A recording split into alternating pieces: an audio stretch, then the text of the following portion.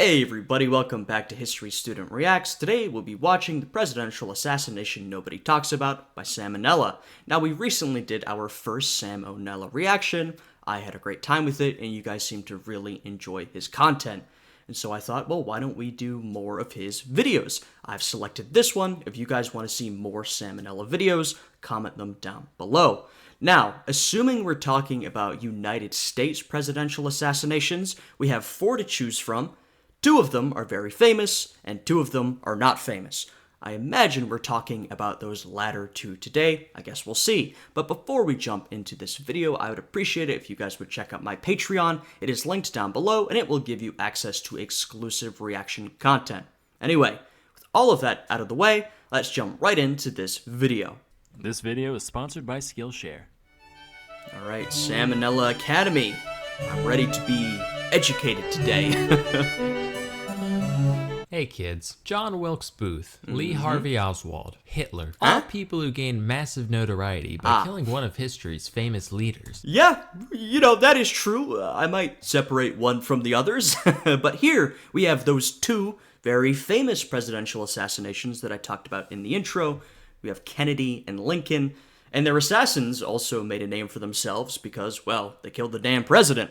But we have 2 other assassinations, Garfield and McKinley, that are far less known about. I imagine that this video will be about one of those 2.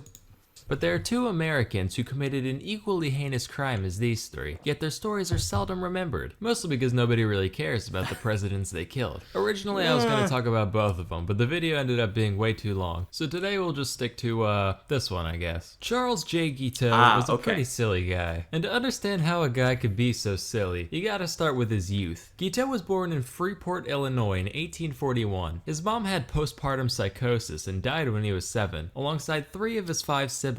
His dad, meanwhile, was mega religious and made a big point out of instilling those values in his son, often physically. I mean, to be fair, we are talking about a fairly typical upbringing for the era. Physically abusive parents, strictly religious upbringing, many of your siblings die young from disease.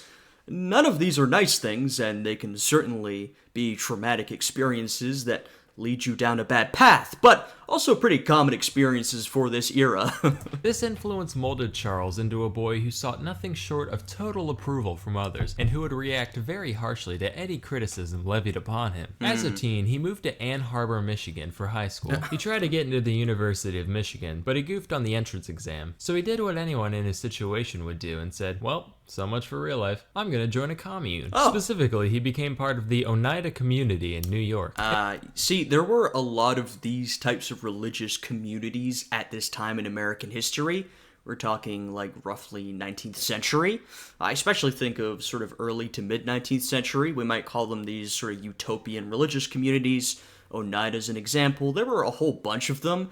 I think they were especially clustered in New England and upstate New York, where there were these communes. They sort of isolated themselves, they had rather peculiar religious beliefs, and they did their own thing.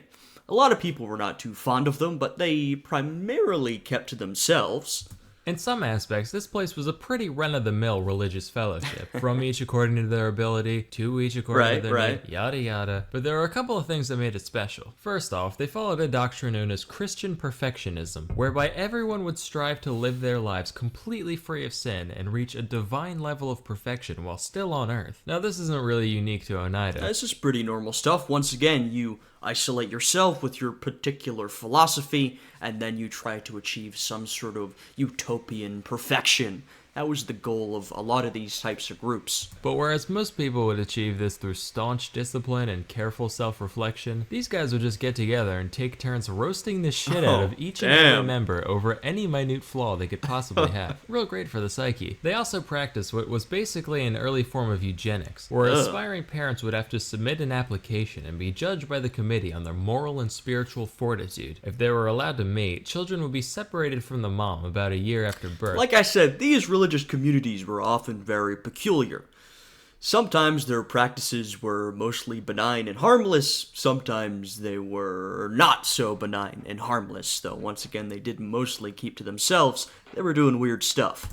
and raised communally in the children's wing. After all, wouldn't want any of those hopelessly flawed toddlers to think they're deserving of any affection whatsoever. Oneida also believed in what they called free love, which meant that anyone could bang anyone at any time as long as they kept it hetero. That's unusual. That doesn't seem very Christian to me. Huh? And exclusive relationships of any kind were actually frowned upon, which seems like kind of a weird habit for people trying to 100% FC this whole Christianity thing, but right? Whatever. But wait, you're saying, That's strange. How can you have selective breeding at the same time as extremely unselective breeding? Aha. See, that's where male continence comes in. Under this rule, a pair could go at it for as long as they wanted, with the caveat that the dude's not allowed to nut, pull out or otherwise. That way, it's not a sin. After all, as the Bible says, if the dick don't spit, you must acquit. Oh, man. Paradoxically, no such rule existed for the women. This is feeling like very unchristian activity, frankly. In fact, not only did the commune believe in female orgasms, they actually prioritized them, which Wow. is like unheard of in the 19th Very progressive. century. They'd even have the middle-aged women of the society train the teen boys Oh. in the art of holding in the old pelvic sneeze. That way, there wouldn't be any chance of conception in case the guy goofs up his first few tries. So anyway, young Gito joins this whole thing, and endured countless blows to his massive yet fragile ego, Right. thinking he's at least gonna get a piece of this communal action. Except, the criticism towards him wasn't just a formality like it was for others. Everyone there genuinely fucking hated him, on account of the fact that he was a raving neurotic narcissist. Oh, that's hilarious. So everyone comes together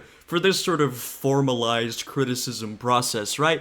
Oh, we're all critiquing each other, we're working towards our shared spiritual goal.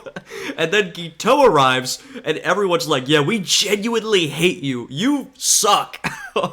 God, that has got to be so hurtful.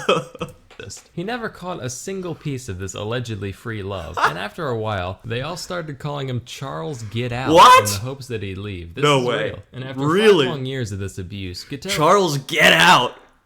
God damn, they really hated him, huh? finally got the hint and moved to New Jersey. He tried starting a newspaper themed around the Oneida religion called the Daily Theocrat, except nobody cared, so that failed. He went back to Oneida and tried to sue the place in order to get back pay for all his voluntary unpaid labor while living there. But apparently I'm mad butthurt is what? a valid reason for prosecution, so that went nowhere. Finally he said, well, when your devotion to God has failed you, there's only one path in life left. Time to become a lawyer. He managed to of pass course. an examination to gain admission to the Illinois bar, and subsequently joined a law firm in Chicago at the age of 27, where he met his soon-to-be wife. I mean, look, he's still got a chance to get his life back on the rails.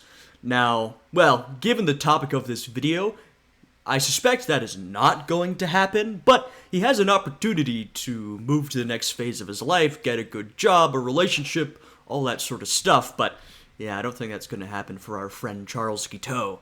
Annie Bunn. Of course, Guiteau never really got to be a lawyer. He only argued in one actual court case. Most of his time was spent doing bill collection for random clients. This job gave him insight into how debtors think and operate, which allowed him to turn into quite the con man, dodging bills whenever and wherever he saw the opportunity. Even Absolutely average 19th century man.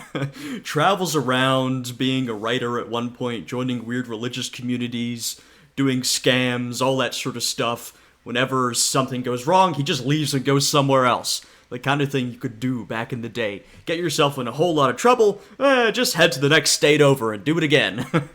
on the job, he'd frequently charge exorbitant contingency fees after the fact, upwards of 75%. And sometimes he'd just keep it all and completely ghost his clients. Damn. After all, what are they gonna do? Send another bill collector? Well, it turns out they did, so Guiteau and his wife fled to New York. Yep. Here he ditched law and started getting into politics. Specifically, he wrote and delivered a speech in favor of Horace Greeley, the 1872 Democratic presidential candidate. And Yeah, Horace Greeley ran against Ulysses S. Grant in the 1872 election. Greeley was the Democratic candidate. He really had no shot.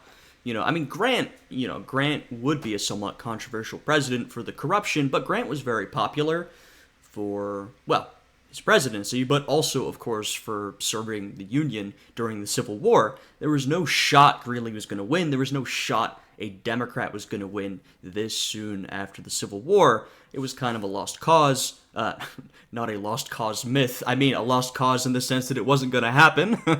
That was incidental. And also, Greeley died right at the end of the election, so he wasn't going to be president even if he had won. And he somehow got it in his head that if Greeley won, his campaign would be so greatly indebted to him that they'd fulfill his desires to be the Minister of Chile, as though a total rando like him could just, name a job and it would be his. In reality, the speech was an incoherent mess heard by next to no one, and Greeley lost by a landslide. As the years passed, this was a massive, massive victory for Grant. Annie got real sick of living life on the run with a broke-ass bitch, and Charles was none too keen on her weighing him down either. But back in the day, you couldn't just divorce someone willy-nilly. You needed a valid reason for it. So Charles concocted the brilliant scheme of banging a prostitute and then having her testify in court. Oh, okay. The plan worked, with the pair successfully divorcing in 1874, and the only downside was syphilis. Oh, Guiteau started dabbling in theology again around this time. He published a book called The Truth, which was almost entirely plagiarized directly from John Noyes. Yeah, I don't think writing is really your profession, Guiteau. I'm gonna be honest, it hasn't worked out so far. I'm not sure I want to read anything that you refer to as the truth. Founder of the Oneida community. But despite being a man of God, Guiteau was still very much a two-time varmint, and moved frequently in the dead of night to keep collectors off his tail. His brother caught wind of this and wrote him a letter basically saying, hey, maybe you should pay your bills now and then so you can be, a functioning member of society. To be honest, I think Guiteau's been given options to be a functioning member of society. He has not taken them. He's not going to take them now. Which Charles replied, and I quote, "Find $7 enclosed, stick it up your bunghole and wipe your nose on it, and that will remind you of the estimation in which you are held by Charles J. Guiteau." God damn. Wow, he really told him. Brother reaching out, please, Charles, get your life back in line. You can live like a normal member of society. Charles then proceeds to send him this. Goodness. And to his own brother, the madman. I know. Soon after he got arrested, bailed out by his sister, lived with her for a few months, attacked her with an axe. What? Yeah. Went to D.C., rambled about religion to anyone who would listen, moved to Boston, got in a boat accident where everyone in his boat was fine, but everyone in the other one fucking died. What? Took this as a sign from God. I mean, that is pretty suspicious. That's, maybe that is a sign from God. I don't know. Frankly, Charles has been through enough crazy stuff in his life, and he's somehow kept going. I don't know if that's a sign to keep doing more crazy stuff, but it is pretty remarkable. Moved back to New York and got back into politics in 1880, this time as a Republican. During this campaign, there were two main factions of Republicans, known as the Stalwarts and the Half-Breeds, which sounds like some Tolkien shit. Wish we had names like that today. Yeah, so the Stalwarts and the Half-Breeds were referring to factions within the Republican Party. Remember, this is still fairly soon after the Civil War. The Republicans are still dominant, though it won't be too long before the Democrats start having a shot. The Stalwarts, as the name suggests, your Stalwarts are your old guard, devoted, loyal Republicans. They supported Grant. Their focus was more on the civil rights end of things. Half-breeds were seen as your more moderate-style Republicans, liberal in the classical sense. They were not pro-Grant, and their main thing was civil service reform, implementing meritocracy. At this point, civil service was very corrupt. There was a system in place called the spoils system, which, is sort of complicated, but if we want to trace back the roots, we might point to Andrew Jackson and Martin Van Buren, who really implemented this democratic spoils system that continued and grew and expanded. It's not just rooted in those two, but, that's sort of an important point in this story. And the spoils system basically meant that if you helped out a politician in their election, then, they might give you a government position, send you some kickbacks. It was this very corrupt system that obviously did not make for the most qualified civil service. And in fact, it will play a bit of a role in this whole story with Charles Guiteau, but basically, that is the distinction between these two factions. Guiteau considered himself a stalwart, and in a similar vein to his 1872 venture, he wrote a speech to promote stalwart candidate Ulysses S. Grant, who was shooting for his third term. But before he got a chance to deliver the speech, one James A. Garfield took the candidacy completely out of nowhere. Yeah, as I said, Grant was the stalwart candidate, and the Half-Breeds had someone else they supported. Garfield ended up, we call it like a dark horse candidate. He sort of came out of nowhere. I guess a bit of a compromise candidate. He was not seen as coming from either of the two factions. He was not the first choice of either of the two factions, but that's sort of why he was made it to the position, right? Beating out both factions single-handedly. He was like, rats, how am I gonna get power handed to me now? So he literally just scribbled out all the references to Grant and replaced them with Garfield and was like, yep, that'll do it. This guy's such a clown. He read this speech all of twice, along with handing out copies to the Republican National Committee. In reality, this really didn't accomplish much, but when Garfield managed to win the election, Yeah. Ito was like, yes, that was entirely me. Oh, no. Garfield is in my supreme debt. Ito had a parasocial relationship with Garfield. Like, an internet viewer today.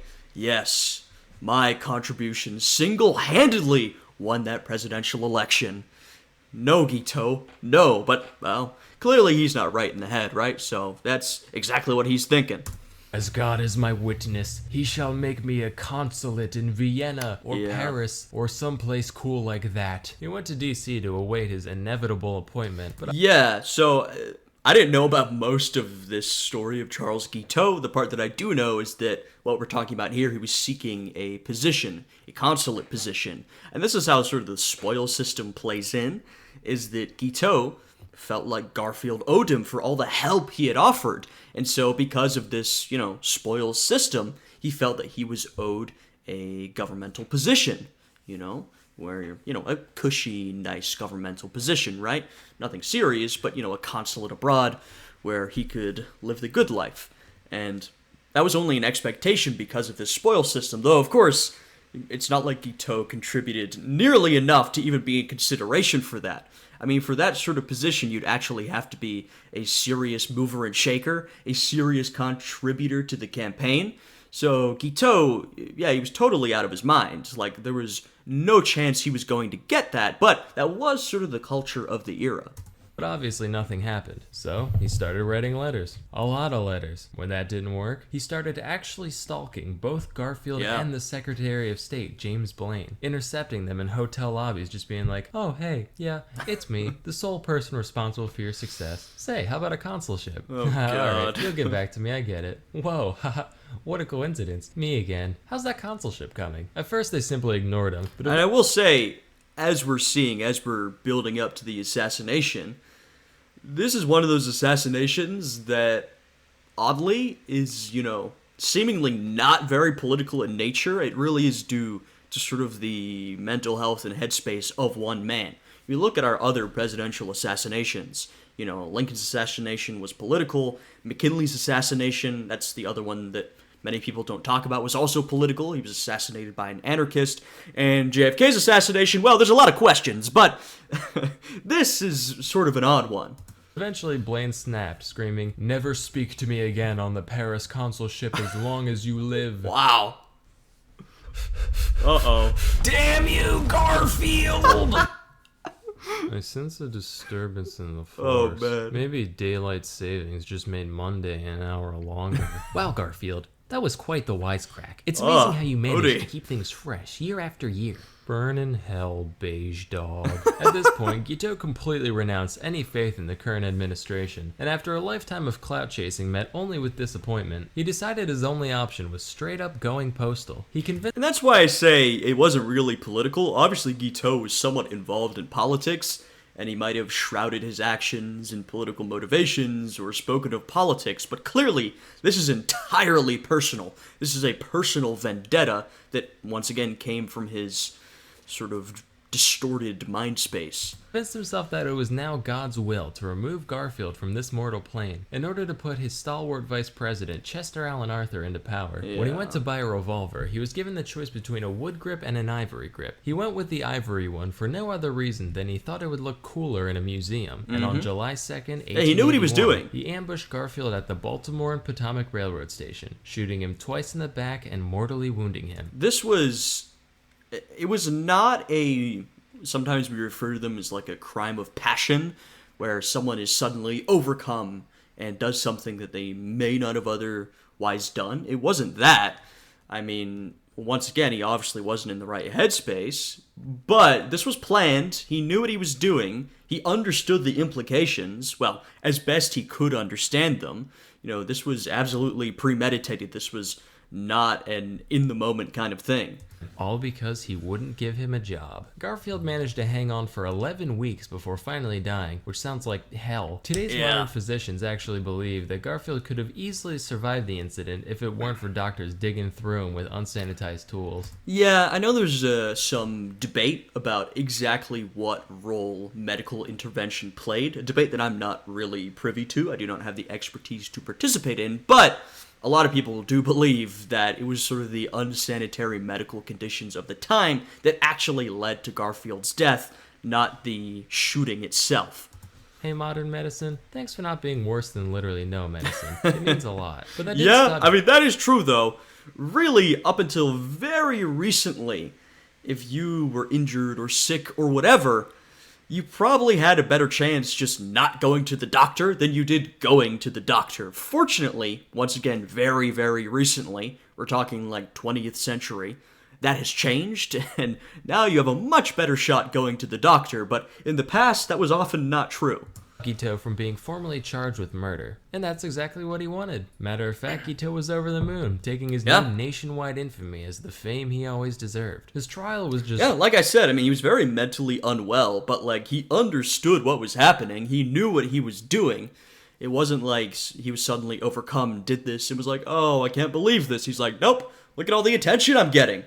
Crazy. Bananas, with Guiteau hurling obscenities at just about everyone there, including his own defense team, and formatting his testimony as an epic poem which he recited in full. He even dictated an autobiography to the New York Herald, which, get this, he ended with a personal ad for a nice Christian lady under 30 years of age. What a baller. When the guilty verdict was read, he called everybody there low consummate jackasses, and on June 30th, 1882, Guiteau smiled and waved to his adoring fans as he was walked to the gallows, where he apparently he was smiling and waving as he went to his death. recited a repetitive, deranged poem he wrote that morning, which was performed in a high-pitched falsetto voice, since it was written in the point of view of a child. What? I didn't know that part. What?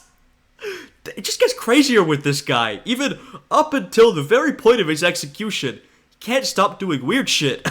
He asked for a full orchestra to play during the reading, Of course. which I don't have to tell you that went nowhere. And promptly thereafter, he was hung. When the gallows dropped, people were probably like, ugh, Jesus, it's finally over. He just came in for a nice little execution. Yeah, I was getting bored of his weird falsetto from the point of view of a child poem that he'd written. They subject me to all that? I want my money back, frankly. So it just goes to show, you can't always get what you want. Unless that thing is getting everyone to hate you. That's extraordinarily easy. True. But for everything else, you're gonna need a combination of hard work and know-how. While the former must ultimately come from within, there's plenty of resources out there for the latter. The best of which is a seldom talked about little startup called Skillshare. Sponsor time, Skillshare. Brilliant. All right. I'm sure this sponsor's very much out of date, or I don't know how it works, but hey, go and check out this video from Salmonella. It's linked down below. Leave him a like, subscribe, check out the sponsor, all that good stuff. All right. That was a hilarious video. Like I said, I was somewhat familiar with the story of Charles Guiteau, but primarily the assassination itself and the aftermath. But I did not know all of the odd intricacies that we covered here, which were very entertaining. And you know, I have to think, we talked a bit about the spoil system in this video. This was a very funny video, but to get sort of more serious for a second, I have to wonder, and maybe some of you know more about this than I do, and you can give me some sources or evidence, but following this, there was big civil service reform. Now, as I pointed out, it was already a big issue. It divided the stalwarts and the half-breeds. Civil service reform was a big thing. I wonder if this action by Charles Guiteau, this assassination, which of course was caused by a sort of personal mania, but, you know, was because he requested this position and he didn't get it. That was his reasoning, at least. I wonder if that pushed people more towards civil service reform. I mean, you could imagine seeing that in the papers. People would be like, my goodness, this spoil system is really out of control. I mean, it's being abused by these crazy people who are now killing the president. We have to do something like this. I don't know. I don't know if it would be a massive contributor, because the movement was already going, but I do wonder if this played some role in contributing to the reform of American civil service. I don't know. If you know more about it, please comment down below. I'm actually very curious about that. But anyway, that was a hilarious, great video from Salmonella. If you'd like me to watch more of his videos, comment which videos you'd like me to react to down below. If you enjoyed this one, please leave a like, subscribe, all that good stuff. I hope you guys are having a good day today, and I will see you all again next time. Goodbye.